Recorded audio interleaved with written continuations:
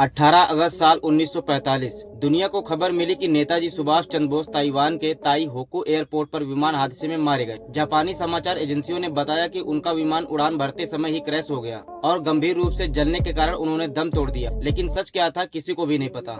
गवाहों के बयान अलग अलग थे। कुछ ने कहा कि नेताजी के शरीर को गंभीर जलन हुई है, पर उनका चेहरा पहचानने योग्य था। वहीं कई लोगों ने दावा किया कि उन्होंने नेताजी सुभाष चंद्र बोस को कई वर्षों के बाद भी जिंदा देखा। भारत में ये खबर बिजली की तरह फैली। लोग विश्वास नहीं कर पा रहे थे कि आजाद हिंद फौज के नेता, अंग्रेजों की नींद उड़ाने वाले सुभाष चंद्र बोस जी इस तरह चुपचाप चले गए। आजादी के बाद सरकारों ने इस रहस्य की परतें खोलने के लिए कई जांच आयोग बनाए। शहनवाज कमेटी साल 1956, खोसला कमेटी साल 1970 और मुखर्जी आयोग साल 1999। शहनवाज और खोसला कमेटियों ने निष्कर्ष निकाला कि बोस जी की मौत विमान हादसे में हुई, लेकिन मुखर्जी आयोग ने कहा कि इसके ठोस सबूत नहीं है, न तो कोई डीएनए रिपोर्ट, न ही राख की प्रामाणिकता और न ही विमान हादसे के कोई आधिकारिक रिकॉर्ड्स। इस बीच जापान के रेकोंजी मंदिर में रखी गई नेताजी की कथित अस्थियां भी विवादों में रही। भारत सरकार ने कभी आधिकारिक डीएनए परीक्षण नहीं कराया। कुछ के मुताबिक वे भारत लौटे, लेकिन गुमनामी बाबा के रूप में उत्तर प्रदेश के फैजाबाद में गुप्त जीवन व्यतीत करते रहे, पर कोई ठोस सबूत सामने नहीं आया। आजादी के 75 साल बाद भी सवाल वही है, क्या नेताजी की मौत वाकई विमान हादसे में हुई थी या फिर वो दुश्मनों को चकमा देकर कहीं और चले गए थे? इतिहास चुप है, फाइलें बंद हो चुकी है, लेकिन रहस्य आज भी जिंदा है। नेताजी सुभाष चंद्र बोस एक ऐसा नाम जिसके बारे में पूरा सच शायद कभी किसी के सामने ना आ पाए।